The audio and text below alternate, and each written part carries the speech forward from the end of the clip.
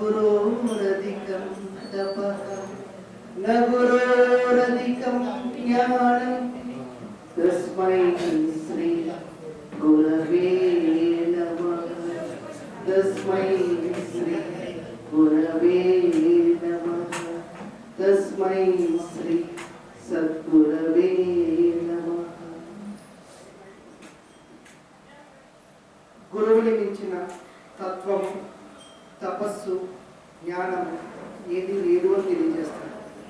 అటువంటి గురుదేవులైనటువంటి సద్గురుదేవులైనటువంటి సద్గురు సార్వభౌమైనటువంటి శ్రీ శ్రీ శ్రీ మెహర్ చైతన్యజీ మహారాజ్ వారి పాదపద్మములకు నమస్కరిస్తూ ఈ మల్లేపల్లి సెంటర్ వార్షికోత్సవం 9వ వార్షికోత్సవ శుభ సందర్భంగా వేదిక మీద ఆసీనులై ఉన్నటువంటి అవతార పురుషుడైనటువంటి మెహర్ బాబా వారికి, అలాగే శక్తి స్వరూపుడైనటువంటి మాతృశ్రీ మెహర్ గాయత్రీదేవి సమేత సమర్థ సద్గురు శ్రీ మెహర్ చైతన్యజీ మహారాజ్ వారికి, సమావిష్టులైనటువంటి భగవత్ ప్రేమికులందరికీ కూడా పేరు పేరున హృదయపూర్వక జై బాబా ప్రణామాలు తెలుపుకుంటున్నాము. మల్లేపల్లి సెంటర్ అనగానే ఇక్కడ ఈ కార్యకర్తల యొక్క ఉత్సాహం, మన సతీష్ కానీ అలాగే స్త్రీమూర్తులు కానీ వీళ్ళు ఎంతో ఉత్సాహంతో మెహర్ బాబా వారి కార్యక్రమాన్ని చాలా వైభవంగా జయప్రదంగా అందరికీ మెహర్ బాబా వారి యొక్క ప్రేమని పంచాలి అనేటువంటి ఉద్దేశంతో ఇక్కడ చక్కగా నిర్వహిస్తూ ఉంటారు. అలాగే ఈ కార్యక్రమంలో పాల్గొనడానికి మన అందరికీ కూడా అవకాశం కల్పించారు. అలాగే ఈ మధ్యన మన యువకులు శివరామకృష్ణ గారి సతీష్ గారు కానీ చక్కటి మెహర్ బాబా సాహిత్యాన్ని అందరికీ అర్థమయ్యే విధంగా మనకి తెలియజేస్తూ ఉన్నారు. సో నేను పెద్దగా లోతుల్లోకి చెప్పను, కానీ మెహర్ బాబా వారిని నిస్వార్థంగా ప్రేమించేటువంటి ఒక ప్రేమికుడి యొక్క చిన్న కథని తెలియజేసి ఈ ప్రసంగాన్ని ప్రారంభిస్తాం. అంటే నిజమైనటువంటి ప్రేమ, నిస్వార్థమైనటువంటి ప్రేమ కానీ ఉన్నట్లయితే మనము మెహర్ బాబా దగ్గరికి వెళ్ళడం కాదు, మెహర్ బాబాయే మన దగ్గరికి వచ్చి దర్శనమిస్తారు అని తెలియజేసేటువంటి ఒక కథ ఇది. మెహర్ బాబా వారు నిర్వహించినటువంటి కార్యక్రమాల్లో మస్తు కార్యక్రమం అనేటువంటిది చాలా ఉన్నతోన్నత కార్యక్రమంగా తెలియజేస్తూ ఉంటారు. మస్తులు అంటే దైవీ ప్రేమలో మమేకమైపోయి ఉన్నటువంటి వాళ్ళు.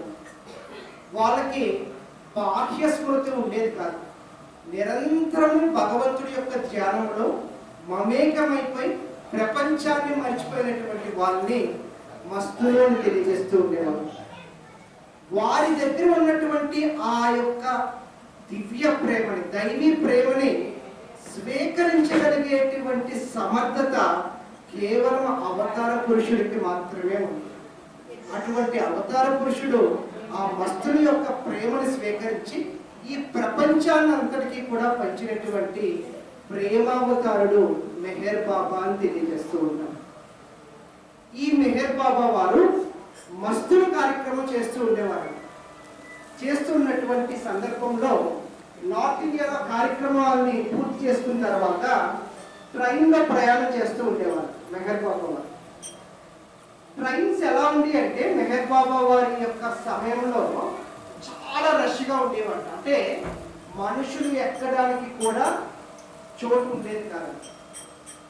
ఇప్పుడైతే మనకి రకరకాల ట్రైన్స్ వచ్చినాయి, వందే భారత్ ట్రైన్స్ అని వేరే వేరే ట్రైన్స్ వచ్చి చాలా సూపర్ స్పీడ్ ట్రైన్స్ వచ్చినాయి. కానీ అప్పుడులో అన్ని థర్డ్ క్లాస్ కంపార్ట్మెంట్లే ఉండేవి. అప్పుడు ట్రైన్లో ఉన్న కిటికీలకి ఓసలు కూడా ఉండేవి కాదు. మనుషులు ఎక్కడానికి అసలు ఇంక దారి కూడా ఉండేది కాదు.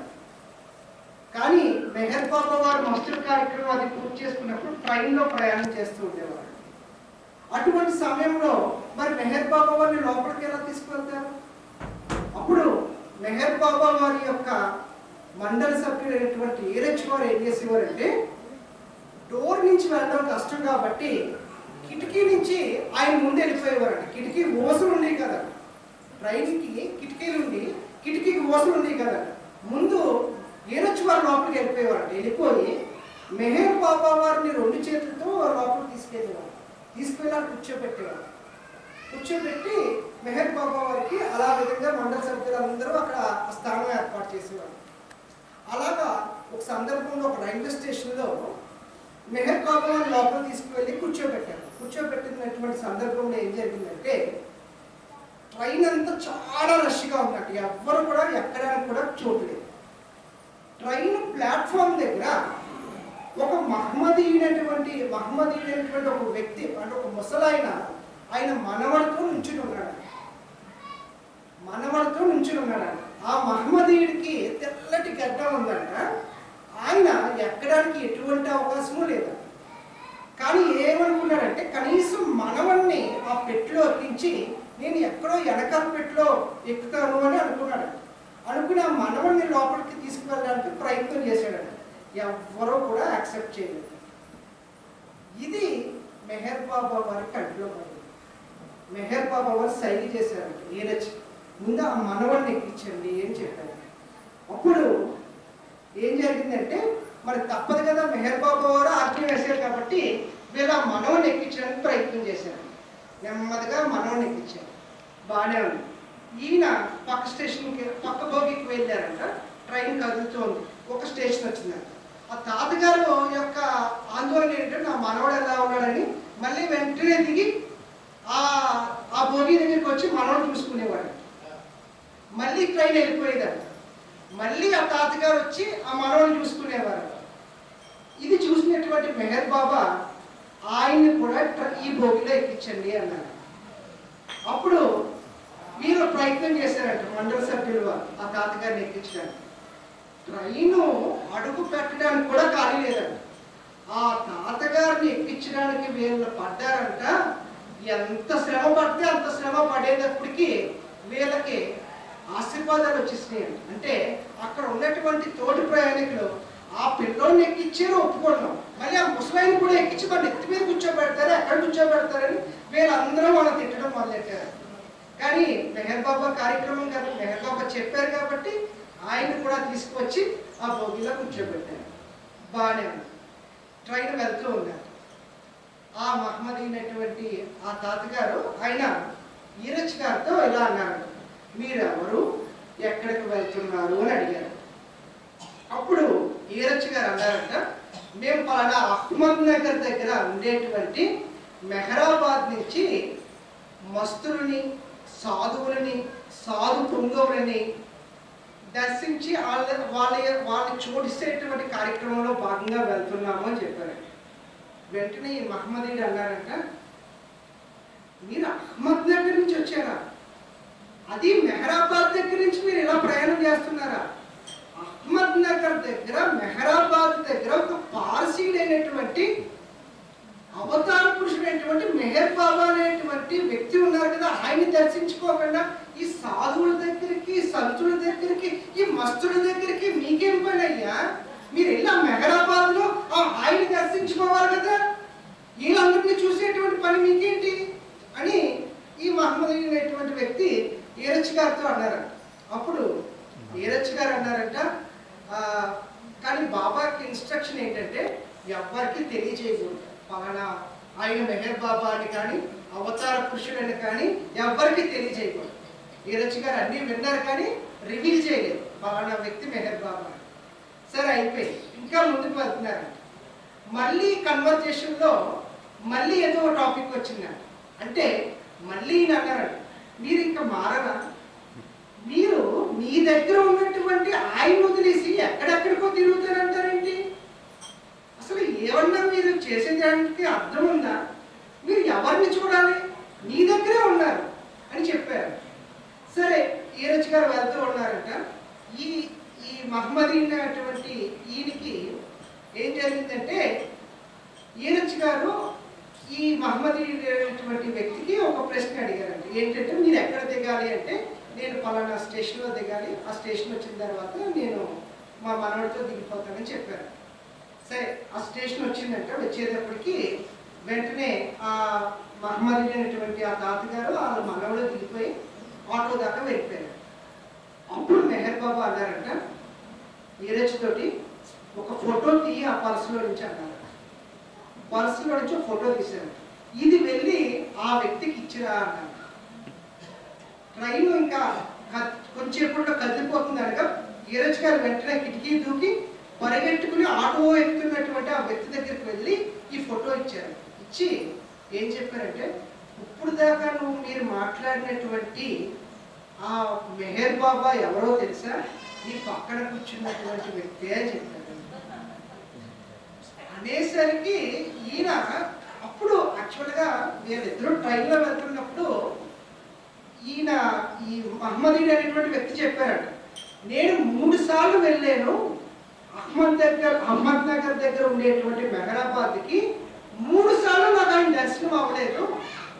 3 సార్లు వెళ్ళినప్పుడు కూడా ఒకసారి ఏకాంతవాసంలో ఉన్నారని చెప్పారు, ఒకసారి పర్యటనలో ఉన్నారని చెప్పారు, ఇంకోసారి ఆయన దైవీ కార్యక్రమంలో ఉన్నారని చెప్పారు. 3 సార్లు నాకు దర్శనం అవ్వలేదు. ఆ విషయాన్ని కూడా నీకు ట్రైన్లో చెప్పాను కదా, ఇప్పుడు ఆటో ఎక్కుతున్నప్పుడు చెప్తావా? నా ప్రభు పక్కనే ఉండి నాకు ఆ విషయం కూడా మీరు చెప్పలేదు, మీరు ఎంత దుర్మార్గులు ఏంటయ్యా అని అన్నాడు. ఏరొచ్చు గారు ఎవరో ఆ మహమ్మదీయుడు అని వెంటనే ఇంకా బాధతోటి ఆ ట్రైన్ కదిలిపోతున్నా పరిగెట్టుకుని వెళ్ళారంట. వెళ్ళేటప్పటికి మెహర్ బాబా కిటికీ నుంచి బయటకు వచ్చి 2 చేతులు ఇలాగా ఆ వ్యక్తి గురించి చాపు ఉంచారు. వెంటనే ఆ వ్యక్తి వచ్చి మెహర్ బాబా వారి యొక్క ఆలింగనం చేసుకున్నారంట ట్రైన్ కదులుతుండగానే. అంటే ఈ యొక్క కథ ద్వారా మనం చూసినట్లయితే ఆయన 3 సార్లు దర్శనానికి వచ్చారు, మెహర్ బాబా దర్శనానికి, కానీ 3 సార్లు అవ్వలేదు.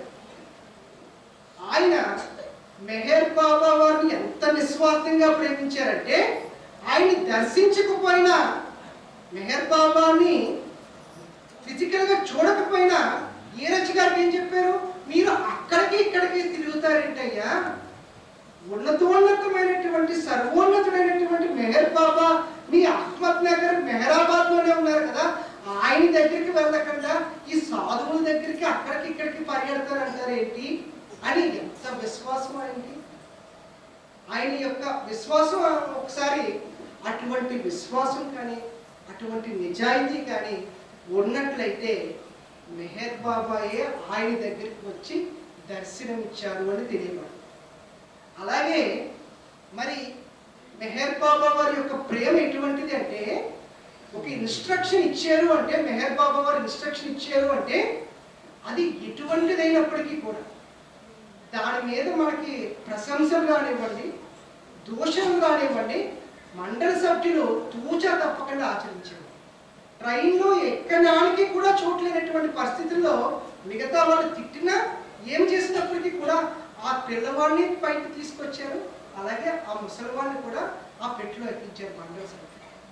అంటే ఒక బాబాని మనం విశ్వసించాము అంటే ఆయన మాటపై మనకి ఏ విధంగా అంటే, ఆయన ఒక విషయాన్ని మనం చెప్పారు అంటే అది మన జీవితంలో ఎలా ఆచరించాలి అనేటువంటి విషయం మనకి ఈ కథ ద్వారా తెలియబడుతుంది. అలాగే మెహర్ బాబా వారి యొక్క ప్రేమ, ఆయన ఎప్పుడైతే ఆయన ప్రేమించామో ఆ ప్రేమాగ్నిలో ఎటువంటిదైనప్పటికీ కూడా, అంటే మనకి ఎటువంటి వీక్నెస్ ఉన్నప్పటికీ కూడా ఆయన యొక్క ప్రేమాగ్నిలో దహింపబడిపోతాయి అని తెలియజేస్తారు. ఈ ప్రేమించడంలో మనకి కోపాలు రానివ్వండి, ఏమైనా రానివ్వండి, కానీ ఆ ప్రేమాగ్నిలో ఎటువంటి సంస్కారాలు అయినప్పటికీ కూడా దహించబడిపోతాయి అని తెలియజేస్తారు. ఈ కథ ద్వారా మన ప్రియతముడు ఎక్కడ ఉన్నాడు అంటే మనలోనే ఉన్నాడు అని తెలియబడతా ఉంది.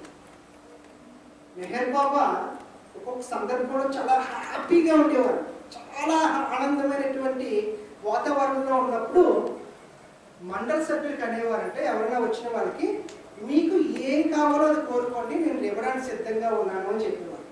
అంటే చాలా హ్యాపీగా ఉన్నటువంటి తరుణంలో అప్పుడు ఒక డాక్టర్ గారు విజయవాడ నుంచి వెళ్ళారండి, మెహర్ బాబా దర్శనానికి వెళ్ళారు. వెళ్ళి ఆ డాక్టర్ గారిని చూస్తూ ఇలా అన్నారంట, మీకు ఏం కావాలని ఇవ్వడానికి నేను సిద్ధంగా ఉన్నాను, ఏం కావాలన్నా కోరుకోండి. ఆ డాక్టర్ గారికి ఒక ఎలర్జీ ఉందంట, ఆయన డాక్టర్ అయినప్పటికీ ఒక ఎలర్జీ ఉందంట, అది ఎప్పటికీ తగ్గట్లేదంట, ఎన్ని మందులు వేసుకున్నాడు.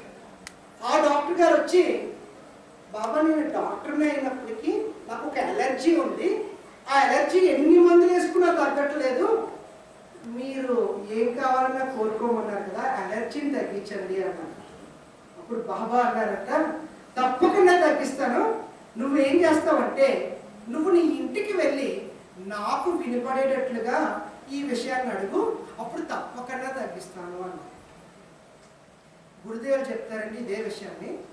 డాక్టర్ గారేమో విజయవాడ నుంచి బయలుదేరి మెహరాబాద్ వెళ్ళారు, మెహర్ బాబా దర్శనం. మెహర్ బాబా ఏమన్నారంట, నీకు ఉన్నటువంటి రుగ్మత నేను తగ్గించాలి అంటే నువ్వు మెహరాబాద్ లో ఉన్నటువంటి నువ్వు విజయవాడ వెళ్ళి నీ ఇంట్లో కూర్చుని నాకు వినబడేటట్లుగా అడుగు అన్నారు. అప్పుడు నేను తగ్గిస్తాను అన్నారంట. అంటే మెహర్ బాబా ఎప్పుడు ఏం చెప్తారంటే, నేను మీలోనే ఉన్నాను, మీతోనే ఉన్నాను, మీ యొక్క నిజస్థితే నా స్థితి అని తెలియజేస్తారు. మెహర్ బాబా ఏం చెప్తారంటే, మీ శ్వాస కంటే దగ్గరగా ఉన్నాను, అది మీరు ఎప్పుడు గుర్తించుకోండి, జ్ఞాపకం చేసుకోండి, మీలో ఉన్న నిజస్థితే నేను అనే విషయాన్ని ఇప్పుడు జ్ఞాపకం చేసుకుని నన్ను మీ నిత్య సహచరుడుగా చేసుకోండి అని చెప్తారు మెహర్ బాబా. మరి నిత్య సహచరుడుగా చేసుకుని మనం జీవించడానికి మనకి గురుదేవులు 3 సాధనా విధానాలు ఇచ్చారు. 3 సాధనా విధానాలు ఇచ్చారు. ఏంటయ్యి అంటే, నామస్మరణ అనేటువంటిది, మౌనము అనేటువంటిది, ధ్యానము అనేటువంటిది. ఈ 3 సాధనా విధానాల ద్వారా మనలో ఉన్న ఆ రియాలిటీ ఏదైతే ఉందో, ఆ నిజస్థితి ఏదైతే ఉందో, ఆయన మన పరంగా జీవించేటువంటి, మన పరంగా జాగృతమయ్యేటువంటి అవకాశం ఉంటుంది అని తెలియజేస్తారు. మరి ఆ ధ్యానం గురించి, మౌనం గురించి, నామస్మరణ గురించి మన అనుభవజ్ఞులు ఉన్నారు, వాళ్ళు తెలియజేస్తారు. మరి మనకి మెహర్ బాబా ఇచ్చినటువంటి అతి సులువైనటువంటి సాధన మరొకటి ఉంది. ఏమిటి అంటే, మెహర్ బాబా మనకి ప్రార్థన ఇచ్చారు, మెహర్ బాబా మనకి ప్రేయర్ ఇచ్చారు. మనం అందరం కూడా మెహర్ బాబా వారి యొక్క ప్రార్థన చేస్తూ ఉంటాం. ఆ ప్రార్థన ఏమని తెలియజేస్తూ ఉంటారంటే, మాస్టర్స్ ప్రేయర్ అని తెలియజేస్తారు. మాస్టర్స్ ప్రేయర్, మాస్టర్ అంటే గురువు, మాస్టర్స్ ప్రేయర్ అని తెలియజేస్తూ ఉంటారు. ఈ ప్రార్థన మెహర్ బాబా ఎందుకు ఇచ్చారు, ఎలా చేయమని ఇచ్చారు అంటే, సద్గురుదేవులు తెలియజేశారండి. మాస్టర్స్ ప్రేయర్ అంటే సద్గురువుల కోసం ఇచ్చిన ప్రార్థన అని గురుదేవులు అడుగుతూ, లేదంటే సద్గురువులు చేయవలసినటువంటి ప్రార్థన అని గురుదేవులు అడుగుతూ, మాస్టర్స్ ప్రేయర్ అని మెహర్ బాబా ఎందుకు ఇచ్చారు అంటే, ప్రార్థనలో ఉన్నటువంటి ప్రతి వాక్యము కూడా నీలో ఉన్నటువంటి నీ నిజస్థితిని జ్ఞాపకం చేసేటువంటి వాక్యాలు అని చెప్పారు. మాస్టర్స్ ప్రేయర్లో ఉన్నటువంటి ప్రతి అక్షరము కూడా ఎక్కడో ఉన్నటువంటి మెహర్ బాబాకి సంబంధించినటువంటి వాక్యాలు కాదండి, మనలోనే ఉన్నటువంటి, మనతోనే ఉన్నటువంటి ఆ నిజస్థితికి సంబంధించినటువంటి వాక్యాలు అని చెప్పారు. సర్వపోషక అంటూ ఉంటాం ప్రార్థనలో, సర్వరక్షక అంటూ ఉంటాం. సర్వపోషకుడు ఎక్కడున్నాడు, సర్వరక్షకుడు ఎక్కడున్నారు అంటే మనలోనే ఉన్నారు అని తెలియజేస్తూ ఉంటుంది మాస్టర్స్ ప్రేయర్ అని చెప్తారు. దాన్నే ఈ యొక్క పర్వతిగా ప్రార్థనలో మనం చేస్తూ ఉంటుంది. ఏంటి మాస్టర్స్ ప్రేయర్ అంటే, గురుదేవులు చెప్పారు, మనం అందరం కూడా తెలిసినా తెలియకపోయినా సంస్కారాలతో జీవిస్తూ ఉన్నాము అని తెలియజేస్తూ ఉంటాం. సంస్కారాలే మన జీవితాన్ని ముందుకు నడిపిస్తూ ఉన్నాయి అని తెలియజేస్తూ ఉంటాం. సంస్కారాలే మనల్ని ప్రేరేపిస్తున్నాయి అని తెలియజేస్తూ ఉంటారు. మాస్టర్స్ ప్రేయర్ అని ఎందుకు పెట్టారు అంటే, ఏ సంస్కారాలు అయితే నేను బంధిస్తున్నాయో, బాధిస్తున్నాయో, ఆ సంస్కారాల నుంచి నువ్వు విడుదలై నీ మీద నీకు మాస్టరీ రావడం కోసం ఇచ్చినటువంటి ప్రార్థన ఈ మాస్టర్స్ ప్రేయర్ అని చెప్పారు. మాస్టరీ అంటే ఏంటి అంటే ఆధిక్యత. మనం ఎలా జీవిస్తున్నాము అంటే సంస్కారాల యొక్క ప్రేరణ యొక్క ఆధిక్యతతో జీవిస్తున్నాం.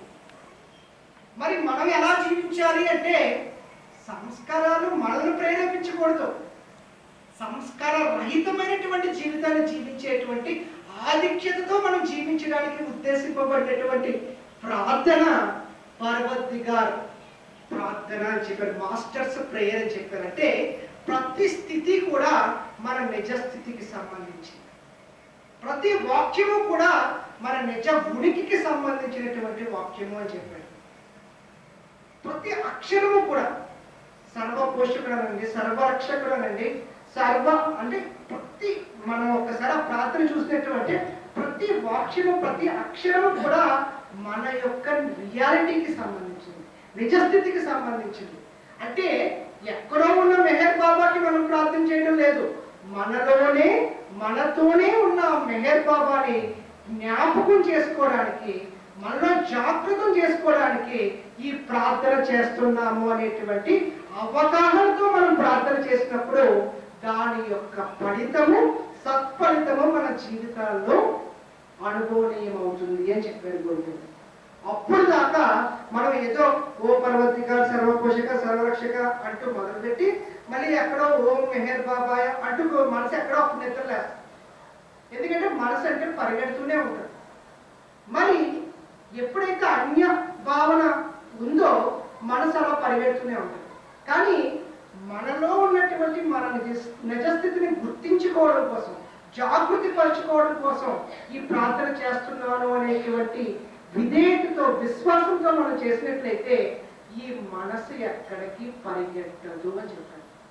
మనసు ఎప్పుడు పరిగెడుతుంది? సంస్కారాలు మనం ప్రేరేపించినంత వరకు పరిగెడుతుంది. కానీ ఈ సంస్కారాలు సైతం ఆయన యొక్క ఆధీనంలో ఉన్నాయి కాబట్టి ఆయనే ఉపాధి ద్వారా ఈ ప్రార్థన చేసి ఆయన జాగృతం అవుతున్నారు అనేటువంటి విశ్వాసంతో మనం ప్రార్థన చేసినట్లయితే అప్పుడు ఈ ప్రార్థన మనలో ఉన్నటువంటి ఆ యొక్క చైతన్య స్వరూపుడైనటువంటి మెహర్ చైతన్య స్వరూపుడైనటువంటి ఆయన్ని జాగృతం చేస్తుంది అని చెప్పారు. ఇది మాస్టర్స్ ప్రేయర్ లో ఉన్నటువంటి అర్థము, అంతరార్థము, పరమార్థము అని చెప్పారు. అంటే మన మీద మనకి మాస్టరీ రావాలి. ఏ సంస్కారాలు అయితే మనల్ని స్వేచ్ఛగా జీవించనివ్వడం లేదు, స్వేచ్ఛగా పక్కనివ్వడం లేదు, బంధిస్తున్నాయో బాధిస్తున్నాయో ఆ అన్నిటి నుంచి విడుదల అవడానికి ఇచ్చినటువంటి ప్రార్థన అని చెప్పారు. సాధారణంగా ప్రార్థన అంటే భగవంతుని అడగడము అంటూ ఉంటారు. మెహర్ బాబా ఇచ్చేటువంటి ప్రార్థన అడిగేటువంటిది కాదు. నీలోనే అన్ని స్థితిలో ఉన్నాయి, నీలోనే నీ తండ్రి ఉన్నారు, నీలో తండ్రి ఎలా ఉన్నారు, నీ నిజస్థితి అయి ఉన్నారు. ఆయనకి తెలియడానికి ఎప్పుడు ఏమి కావాలో ఏమి అవసరం లేదు, నువ్వు ఆయన అడగాల్సిన అవసరం ఏముంది, నీ అవసరాలన్నీ తీరుస్తా అన్నాడు కదా మెహర్ బాబా. కాబట్టి మనం ఆయన్ని అడగడం కాదు, మనలో ఉన్న ఆయన్ని గుర్తు చేసుకోవడం కోసం ఈ ప్రార్థన అనేటువంటిది మనం చెయ్యాలి అని చెప్పారు. అవగాహనతో చెయ్యాలి అని చెప్పారు. లేదంటే అది కర్మకాండగా మిగిలిపోతుంది అని చెప్పారు. అవగాహన లేకుండా ప్రార్థన చేసినా, సంకీర్తన చేసినా, ఏది చేసినా కర్మకాండగా మిగిలిపోతాడు. కానీ ఎరుకతో, అవగాహనతో నాలో ఉన్న మెహర్ బాబాకు సంబంధించినటువంటి ప్రతి ఆ యొక్క వాక్యాన్ని నేను నెప్తికి తెచ్చుకుంటున్నాను అనేటువంటి విశ్వాసంతో చేసేటువంటి ఏ సాధన అయినా సరే మనలో ఉన్న ఆయన్ని జాగృతం చేస్తుంది అని చెప్పారు. మరి మనలోనే మెహర్ బాబా ఉంటే మనకెందుకు గుర్తు రావడం లేదు? ఆ సర్వపోషక శక్తి కానీ, సర్వరక్షక స్థితి కానీ, సర్వశక్తివంతమైనటువంటి ఆ స్థితి కానీ మనలో ఎందుకు ఉండడం లేదు? మనలో ఈ సమస్యలన్నీ ఎందుకు వస్తున్నాయి అంటే సద్గురుదేవుడు చెప్పారు, వృత్తి దోషము కారణంగా అని చెప్పారు.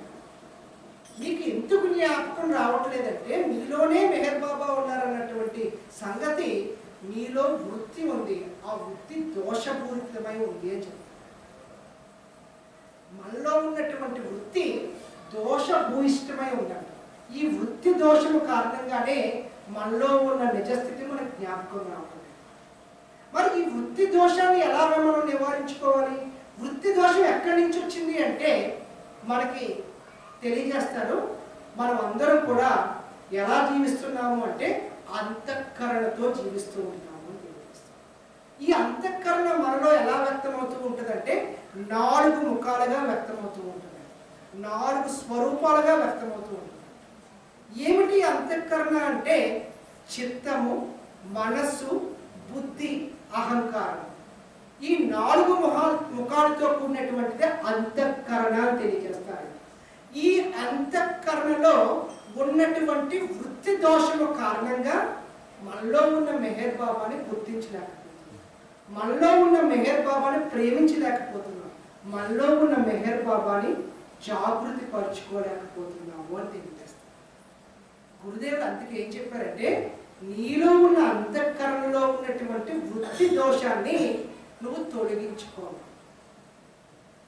చిత్తములో ఏమున్నాయి అంటే అవ్యక్తంగా ఉన్నటువంటి సంస్కారాలు ఉన్నాయి. ఈ అవ్యక్తంగా ఉన్న సంస్కారాలు మనస్సు పైకి వస్తున్నాయి.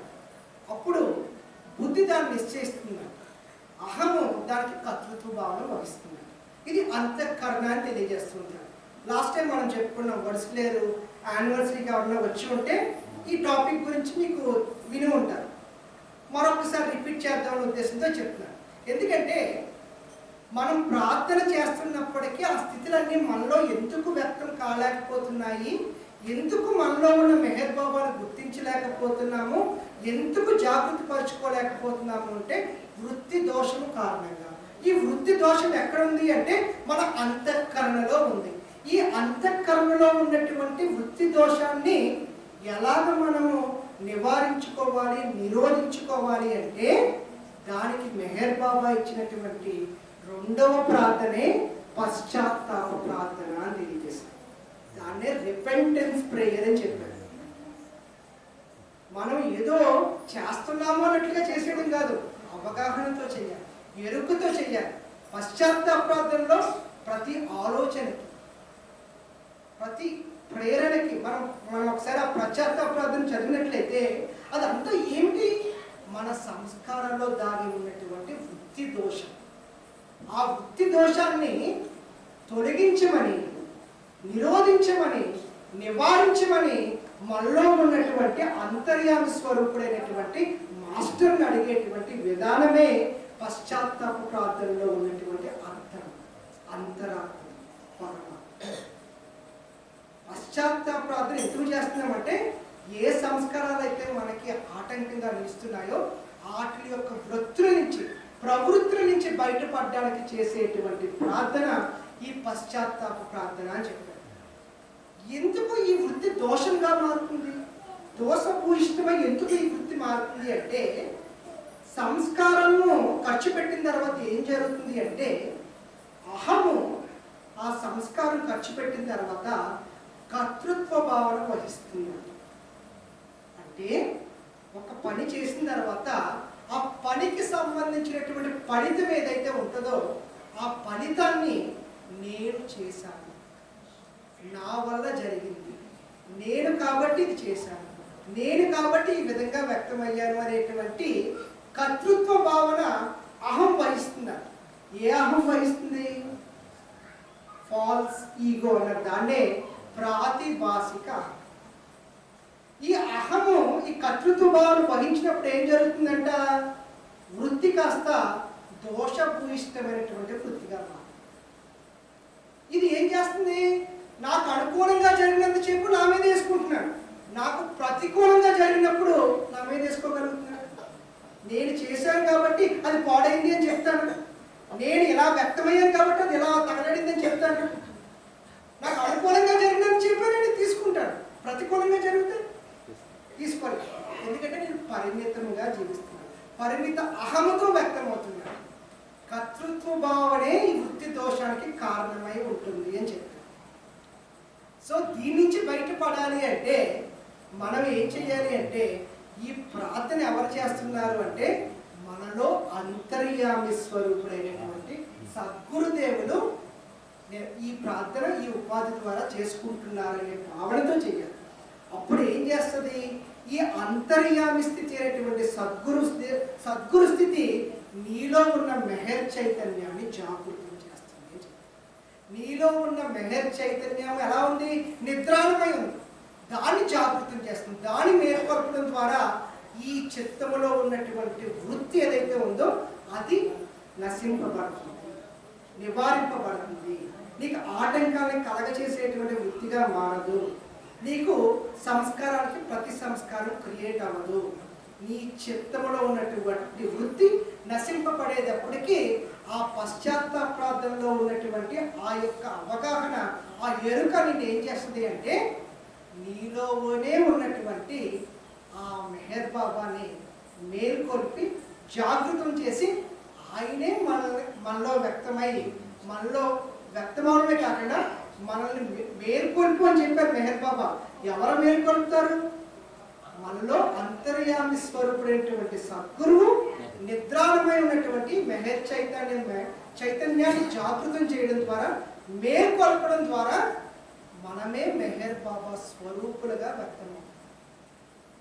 దాన్నే నిజమైనటువంటి ఆధ్యాత్మిక మేల్కొల్పుతో జీవించడం అని చెప్పారు. అది వ్యక్తమయ్యేంత వరకు కూడా ఈ యొక్క సంస్కారాలతో, ఈ ప్రేరణతో జీవితం కొనసాగుతూనే ఉంటుంది. కాబట్టి మనం ఏ సాధన చేసినా,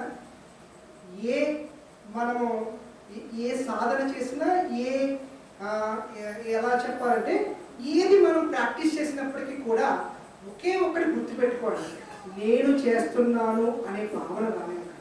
నాలో ఉన్న గురువే ఉపాధి ద్వారా ఈ సాధన చేస్తున్నాను, నా ఉపాధి ద్వారా ఈ యొక్క ప్రార్థన చేస్తున్నారు, నా ఉపాధి ద్వారా ఈ సంకీర్తన చేస్తున్నారు, నా ఉపాధి ద్వారా ఈ యొక్క ఉపన్యాసాలు ఆయన్నే వ్యక్తం చేసుకుంటున్నారని ప్రతి విషయంలోనే కూడా ఆయన నిత్య సహచరుడుగా చేసుకున్నట్లయితే అప్పుడు మనం ఏం చేసినప్పటికీ కూడా అది బంధించదు అని చెప్పారు. అప్పుడు ఈ ప్రార్థన, మాస్టర్స్ ప్రార్థన యొక్క నిజమైనటువంటి ఉద్దేశము మనకి అంటే మెహర్ బాబా ఇచ్చినటువంటి నిజమైనటువంటి ఉద్దేశము ఏంటి అంటే మన మీద మనకి మాస్టరీ రావడానికి. అప్పుడు మనల్ని మనం నియంత్రించుకోగలం, నిగ్రహించుకోగలం, మన మీద మనం ఆధిపత్యము వహించగలం. అప్పుడు మనలో ఉన్న ఆయన వ్యక్తమయ్యేటువంటి అవకాశం కలుగుతుంది అని చెప్పారు. కాబట్టి ఎవరైనప్పటికీ, చదువుకున్న వాళ్ళైనప్పటికీ, పామరులైనప్పటికీ, ఎవరైనప్పటికీ కూడా సాధన ఏది చేసినప్పటికీ కూడా మెహర్ బాబా ఈ ఉపాధిలో ఉండి వ్యక్తం చేస్తారు అనేది మాత్రం గుర్తుపెట్టుకుని మనం చేసినట్లయితే ఈ ప్రార్థన యొక్క అర్థము, అంతరార్థము, పరమార్థము కూడా మన జీవితంలో జాగృతం అవుతుంది. ఈ విషయాన్ని మీ అందరితో పంచుకునేటువంటి అవకాశం వచ్చింది. ఎప్పుడైతే ఈ విధంగా మనం జీవించడానికి ప్రయత్నం చేసామో అప్పుడు మనం మెహర్ బాబా దగ్గరికి వెళ్ళడం కాదు. ఆయన చూడండి, ఆయన దర్శించడానికి ట్రైన్లో ఉండి ఏ విధంగా దర్శనం ఇచ్చారో ఆయన కూడా మనల్ని జాగృతిపరచడానికి ఆయనే మన ద్వారా ఉండి వ్యక్తమయ్యేటువంటి అవకాశం ఉంటుంది అనేది మనకి గురుదేవులు తెలియజేశారు. కాబట్టి ఈ విధంగా జీవించడానికి ప్రయత్నించాలి. జై బాబా. అవతార్ మెహర్ బాబా की जय. అవతార్ మెహర్ బాబా की जय. అవతార్ మెహర్ బాబా की